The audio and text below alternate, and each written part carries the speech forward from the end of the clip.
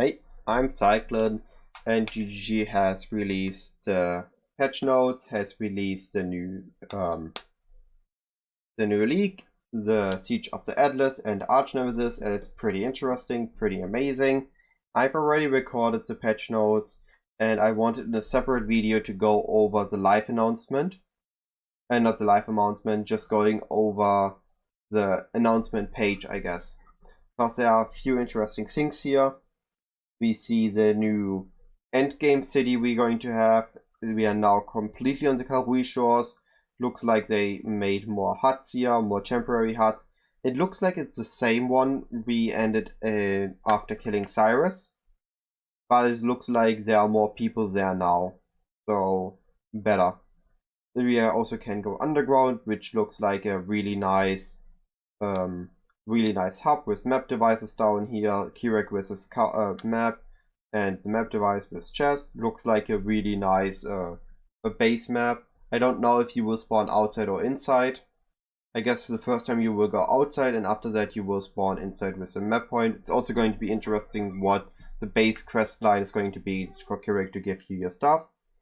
And here we see downstairs, we see these detonators. It looks like he really worried that something's going to come out and can just blow the whole thing up. Like tiny stairs, spikes, detonators. He really is prepared.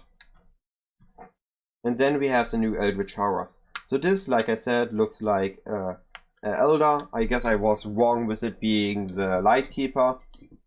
It is the Searing Exarch.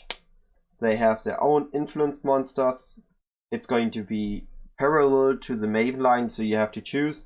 You're going to hunt the Exarch, you're going to hunt the Eater of Worlds, or you're going to hunt Maven. But it's definitely going to be interesting. There seems to be, the arena's going to have a lot arena environment interaction. Going to look pretty interesting. This guy looks super creepy. But these two will be mini bosses, while the Exarch and the Eater of Worlds will be the big bosses. So it's going to be those two not fighting against each other, but you fighting against them. And they basically just want to destroy everything. And then we're going to have a huge Atlas rework. We're going to have Void Stones. We're going to have compasses to gain the Sextants. And Kirek now offers scouting reports, which basically are a forced reroll of the map CLC does with a condition, like it's going to contain a unique map or it's going to contain a breach stone. Definitely going to be interesting. And then there's this thing. And this thing is absolutely crazy. So instead of having tiny local ascendancies trees for your Atlas, you now have one gigantic. Almost as big as your passive tree. Because why not? More passive tree. Definitely going to be interesting. You're going to get points for killing the specific endgame bosses. You're going to get points from the invitations. You're going to get points from Maven, Elder, and the new bosses. And you're going to get points from having a bonus completion done. So instead of bonus completion, you now get passive points. And that's definitely going to be a huge thing. The sad thing is, it's going to be harder to respec because it's going to take one orb of unmaking for one node. And you cannot say, okay, I'm just going to respec. I guess you can say you're going to respec a part of it. But I think it's going to revolve around one character, one player, one account having a specific tactic, and then you could meet up with a buddy, could duo up, and he has a different tactic. So if you get tired of your one and don't want to respec because you want to run it later, at a later point again, or when you are playing solo, your buddy could have a different tactic or strategy on his Atlas, and you could run that with him together. Definitely going to be interesting. We are going to have new currency, new influences, which are as an implicit. And it's going to be a crazy crafting because you now can take pretty good base items that you can find off the ground, which is what GGG wants, and add that on top of it, and it's going to be super deterministic. Because once you have a semi-deterministic, I guess. Once you have a pretty good one, you can say, okay, I'm going to use an Orb of Conflict. Orb of Conflict going to increase or lower the tier of this one. And it's going to increase the tier of the other one, so you can have both influences on this. You don't need a don't need an Awakener's Orb for that. You just need 1 each. Apply this to an item, use that, 1 increases, 1 decreases, but we do not know if it increase or decrease is going to change the mod itself. Most reference to is it's not going to change, but it's not confirmed, so that will be known in-game. Not once we in-game we have to figure out. And they also added new Eldritch currency orbs, Chaos, Exalted, and Annulment, which are semi-deterministic again. They are deterministic in the sense of if item has Ember influence, it will remove, add, or only reroll the prefixes. And if it has Ichor influence, it's going to reroll, add, or remove a suffix. If it has both, it's going to be a normal orb.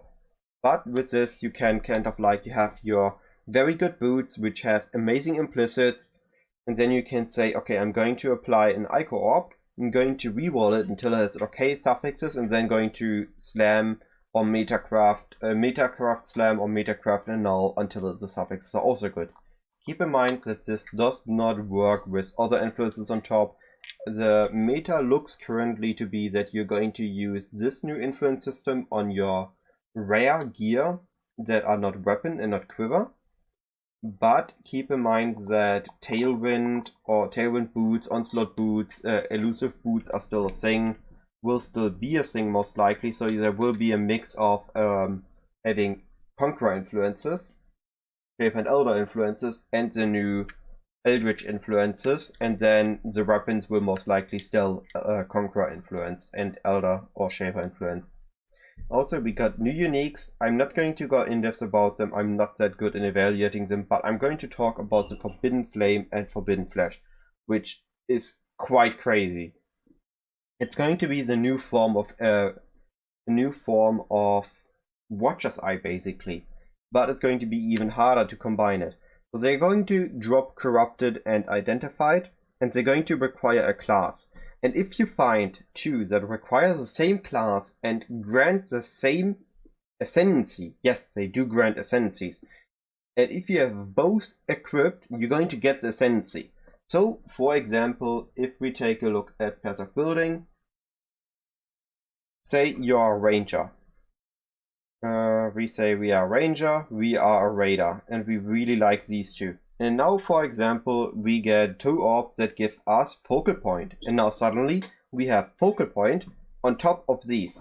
Now this will only be doable if you are a ranger, and you will only get any notable of a ranger.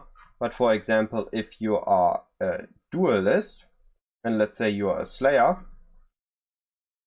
this is your ascendancy, and now you can get fortitude and instantly get 20 fortification, which is pretty awesome. Now, maybe not the best example, maybe not needed, but it's definitely going to enable interesting things where, for example, you took one ascendancy, you took Slayer just because of the Overleech, and now you're a Gladiator with Gratuitous Violence and have Brutal Favor for Overleech. Or you're an Elementalist, throwing around your Arc with Shaper of Storm and Shaper of Flames because Arc Ignite, and suddenly you have Profane Bloom, and everything you curse explodes. That's gonna be pretty interesting.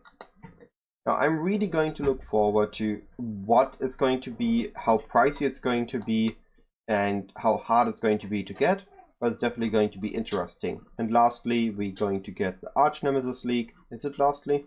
Yeah, mostly. We're going to get the Arch-Nemesis League. The maps, the rares or blue packs in maps will drop these Nemesis orbs, which are not tradable, and they have their own storage. And you can apply them to these chained Arch-Nemesis rares, and they're going to accumulate. So if the first one is going to be 1 orb, the second one is going to be the one you gave to the first and the second, then the third, then the fourth, and they can be crafted, and it's going to be crazy, and it's going to be a lot of spreadsheeting and knowing the best combination. It's going to be quite fun figuring that out.